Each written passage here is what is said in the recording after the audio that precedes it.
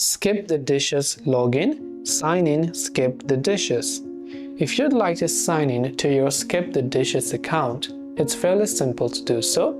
First, make sure that you've downloaded the Skip the Dishes application. Then once you've done that, go ahead and then simply launch Skip the Dishes app. Once you've done that, if you do not have yet created an account, tap on the Get Started button that you can find there.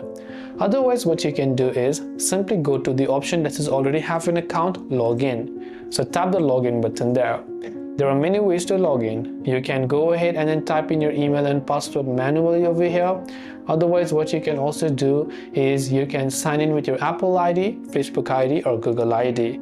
In case you forgot your password, you can tap on forgot or recover password option.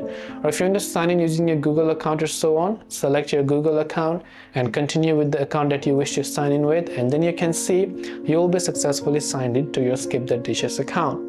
So this way you will be able to go ahead and then sign in to Skip the Dishes. I hope that this video has helped you out. If you have got any further questions, feel free to leave them down in the comments below. As always, thanks for watching till the very end of this tutorial, and see you soon in our next video.